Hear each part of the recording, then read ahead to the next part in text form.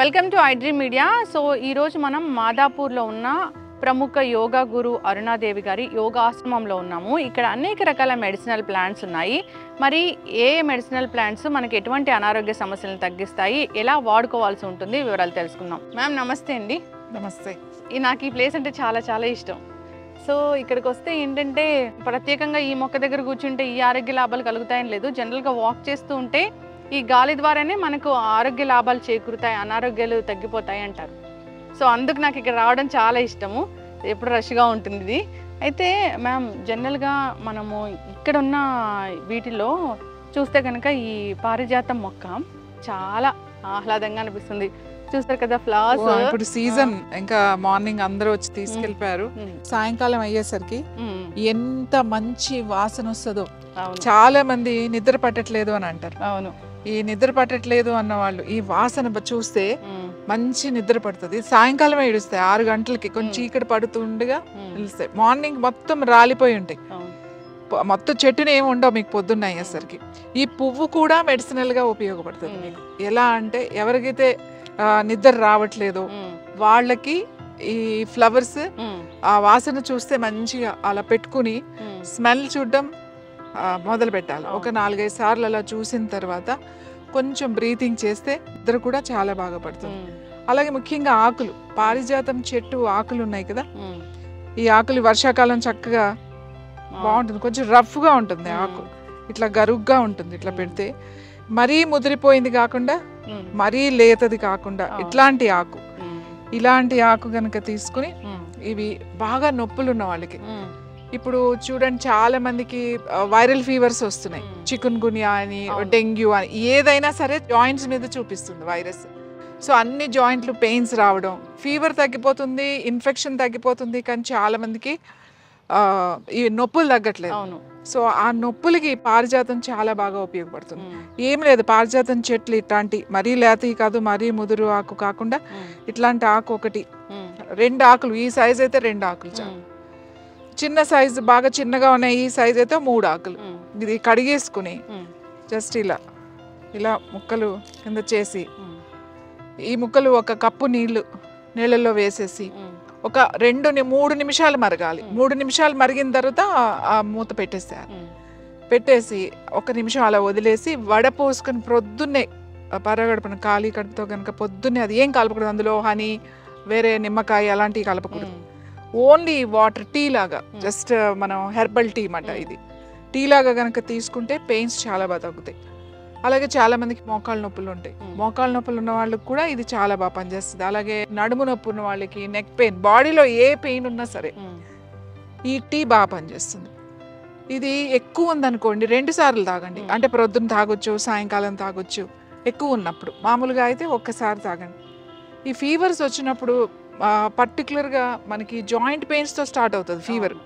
Viral fever ఒక్కొక్కరికి ఒక్కొక్కలాగా ఉంటుంది. ఒక్కొక్కరు హెడ్ ఏక్తో, ఒక్కొక్కరికేమో ఈ చిన్న జాయింట్స్ కూడా చాలా నొప్పిగా ఉంటుంది.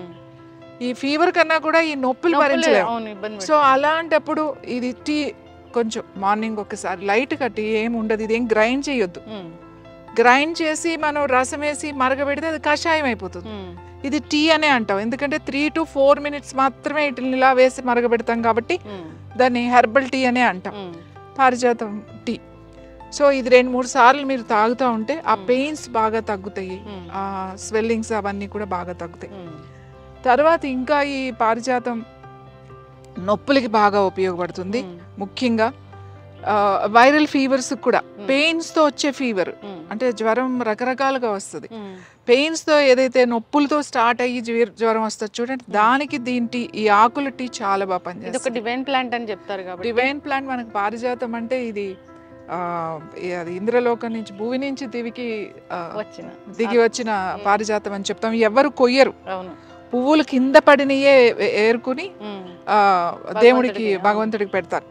చాలా మంది ఏం చేస్తారంటే, ఇక్కడ కూడా ఒక ఆవిడ వస్తారు, రోజు తీసుకెళ్తారు. సాయంకాలం అటు ఏదన్నా ఒక చిన్న పేపర్ టవల్ వేసేస్తారు. పొద్దున్న వస్తారు ఆవిడ, దాని మీద పువ్వులన్నీ రాలిపోయి ఉంటాయి కదా, అంటే కింద పడిన ఆవిడకి ఇది మాట. అందుకని ఆ క్లాత్ తీసుకుని ఆవిడ పూజకి పెడతారు ఈ పువ్వులు. ఒక్కొక్కళ్ళు ఒక్కొక్కలాగా.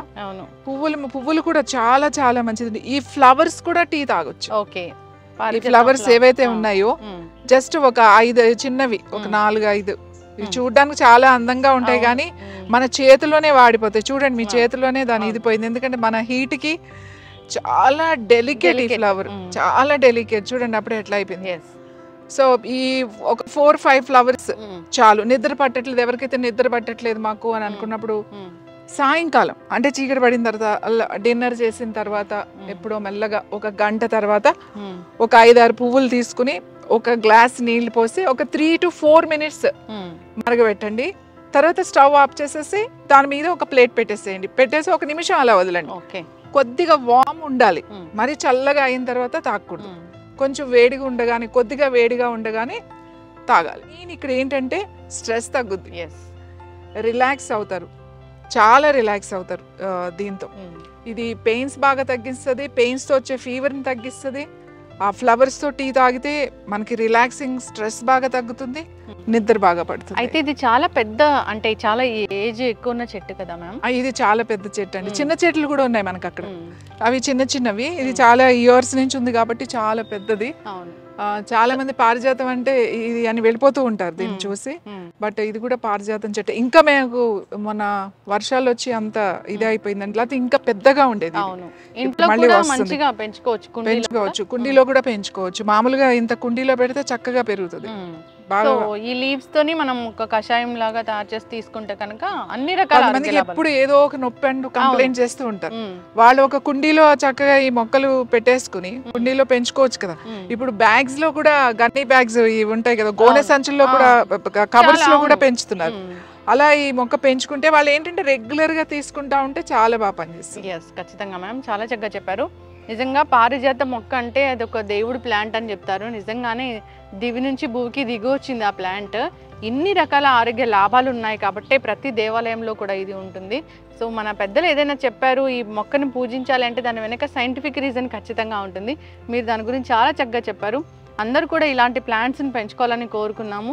సో ఈ ఫ్లవర్స్ అయితే ఇది సీజన్ కాబట్టి ఈ సీజన్ లోనే వస్తాయి. అంటే వర్షాకాలం చాలా బాగా వస్తాయి, సమ్మర్ లో కూడా వస్తాయి. వర్షాకాలం 12 రోజులు బాగా వస్తాయి, సమ్మర్ కూడా వస్తాయి, అన్ని సీజన్ లోనూ ఉంటాయి. ఇప్పుడు ఎక్కువ ఉంటాయి. ఇంపార్టెంట్ అయిన విషయం ఏంటంటే ఇది ఆడవాళ్ళకి చాలా బాగా పనిచేస్తుంది. అంటే లేడీస్ కి చాలా మందికి స్ట్రెస్ తో థైరాయిడ్ వస్తుంది.